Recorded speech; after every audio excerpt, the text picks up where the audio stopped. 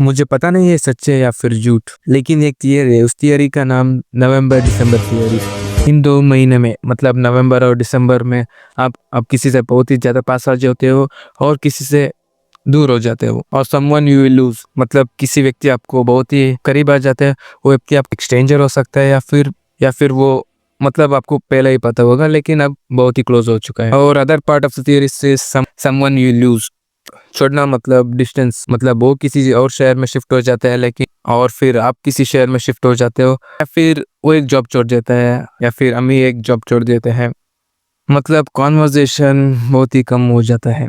पता नहीं है सच है या फिर झूठ, लेकिन एक मूवी के बारे में आज बात करने वाला हूँ। उस मूवी का नाम है 500 डेज ऑफ समर। ये वीडियो 2 पार्ट में डिवाइडेड है। पहला पार्ट पर मैं एक spoiler free review of 500 days of summer और दूसरा पार्ट पर इस मूवी का एंडिंग के बारे में हम डिस्कस करेंगे। वीडियो का पहला पार्ट पर हम आ जाते हैं। 500 डेज ऑफ समर ये मूवी 2009 पर रिलीज हुआ था। इस मूवी का रन टाइम 1 घंटा 35 मिनट्स है। इस मूवी का नाम ही हम लोगों को बताते हैं कि 500 डेज ऑफ समर, मतलब यह समर एक लड़की का नाम है और स्टोरी बताते हैं 500 days with that girl called summer. इस मूवी का स्टोरी के बारे में बात करना है तो हम लोगों को इस मूवी की स्टार्टिंग पर दिखाया जाता है डे नंबर 488।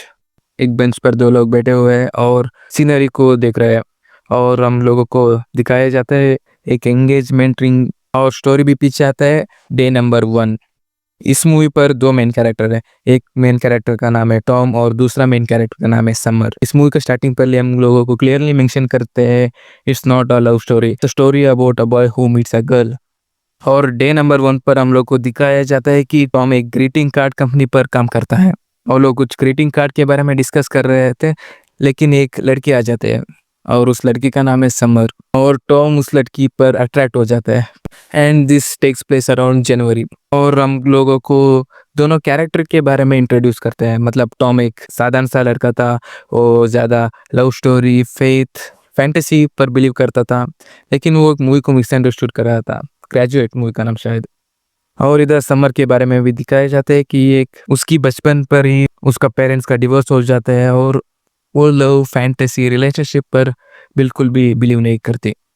और ये बात हमारा टॉम को भी वो क्लियरली मेंशन करते हैं कि उसको एक रिलेशनशिप नहीं चाहते, वो इंडिपेंडेंटली रहना चाहती है। डे नंबर और उस डे पर एक सिचुएशन होता है। हमारा टॉम बिल्कुल डिप्रेस्ड होकर कुछ बर्तन को तोड़ रहा था और उसका फ्रेंड्स पूछते हैं क्या हुआ। वो एक सिचुएशन को एक्सप्लेन करना लगता। उस सिचुएशन पर टॉम और समर एक रेस्टोरेंट पर पैनकेक्स खा रहे होते हैं और फिर कुछ कॉन्वर्जेशन होता है इन लोगों के बीच पर। और फिर टॉम कुछ आर्ग्यू करता है लेकिन वो उठकर जा रहा था, लेकिन समर उसको बुलाती है एंड कहती है you still my best friend. मतलब टॉम बिल्कुल डिप्रेस्ड होता है और बोलता है वांट समर बैक। और फिर से ए स्टोरी को दिखाए जाते हैं हम लोगों को डे 2 से। डे 2 डे 3 डे 4 मतलब टॉम और समर क्लोज होते हैं। Some comedy stuffs happening there. मतलब एक नॉर्मल लव स्टोरी की तरह ये जा रहा था। मतलब उन लोगों ने पास आते हैं एक सिचुएशन पर, इन लोगों ने बिछड़ जाते हैं और फिर से इन पर पास हो जाते हैं। लेकिन इस मूवी थोड़ा डिफरेंट है। क्या होगा इन लोगों के बीच, इसे जानने के लिए आप इस मूवी को देख सकते हो। मुझे इस मूवी पर एक फैक्ट बहुत ही अच्छा लगा। मतलब एक इंसिडेंट होता है डे नंबर 290 पर। वो टाइटल कार्ड का कलर चेंज होता है और डे नंबर 1 का भी कलर चेंज होता है। After that incident the title card colour changed. वो टाइटल कार्ड हम लोगों को सिंबलाइज करते हैं कि after that incident and before that incident. इस मूवी का run time around 1 hour 35 minutes है। और इस वीडियो का दूसरा part ending of 500 days of Summer. मतलब उस इंसिडेंट के बाद टॉम कुछ ज़्यादा ही डिप्रेस्ड होता है, लेकिन टॉम का फ्रेंड्स एक सिचुएशन पर उन दोनों को एक साथ मिलने की कोशिश करते हैं और दोनों एक साथ मिल जाते हैं और कुछ बातें करते हैं। और समर एक पार्टी पर उसको इनवाइट भी करते हैं। और एक सिचुएशन को हम लोग दिखा रहे हैं एक्सपेक्टेशन वर्सेस रियलिटी।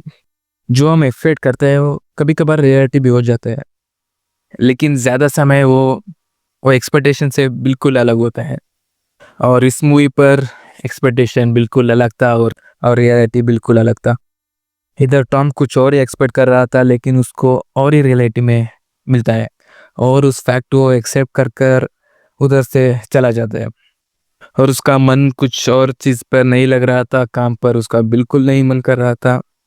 और समर भी उस जॉब को छोड़ चुकी होती है इस सिचुएशन के पहले, मतलब आफ्टर 290 डे।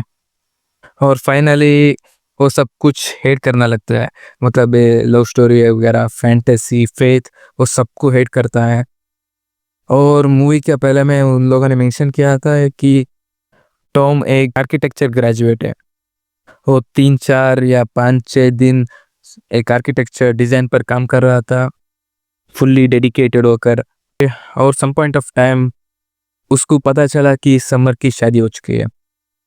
और डे नंबर 488 टॉम उसका फेवरेट लोकेशन पर बैठकर कुछ सोच रहा था, और पीछे से एक आवाज़ आती है, हाय टॉम। जब हमारा मेन कैरेक्टर पीछे मुड़ता है, जब उसको समर दिखता है, और दोनों कुछ बातें करने लगते हैं कि Tom are you fine, like that stuff. इधर टॉम बहुत ही लकी है, उसको क्लैरिफिकेशन मिल रहा है कि क्यों। और समर कहते हैं कि Tom you are right about love, fantasy, faith. One day I just wake up and found it, I got married. और टॉम पूछता है व्हाई नॉट मी। और समर बोलती है कि मुझ में वो बात नहीं दिखा मुझे। इस सिचुएशन पर काफ़ी ज़्यादा लोग समर को हेट करने लगते हैं। लेकिन आपको मैं एक सवाल पूछना चाहता हूँ, what is love, what is the definition of love. Tom की पर्सपेक्टिव पर लव का एक अलग डेफिनेशन है, और समर की पर्सपेक्टिव पर लव का एक अलग डेफिनेशन है। मतलब इन लोगों ने समर की पर्सपेक्टिव नहीं दिखाया। In my opinion it's not Tom fault और आइदर समर फॉल्ट। आप लोग अभी भी इस सिचुएशन पर आर्ग्यू कर रहे हैं, तो आप लोगों को मैं एक बात कहना चाहता हूँ, let go of the situation you can not control, just simply let go. और आखिर पर टॉम भी शायद मूव ऑन करने वाला था, मतलब उसको एक क्लैरिफिकेशन भी मिला। और टॉम एक नया जॉब भी ढूंढ रहा था, वो इंटरव्यू देने किसी और लोकेशन पर जा रहा था। और किसी और लोकेशन पर वो एक लड़की को मिलता है, वो भी इंटरव्यू देने आई थी।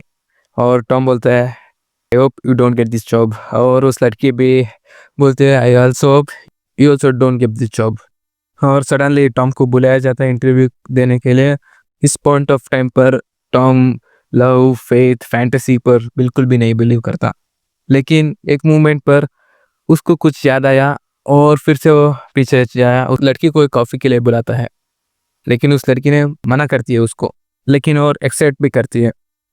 और उस लड़की का नाम ऑटम। और फिर से डे नंबर 1 को हम लोगों को दिखाया जाता है। इस बार टाइटल कार्ड बिल्कुल अलग है, मतलब हम लोगों को ऑटम वाइब, ऑरेंज वाइब हम लोगों को देखने मिल रहा है।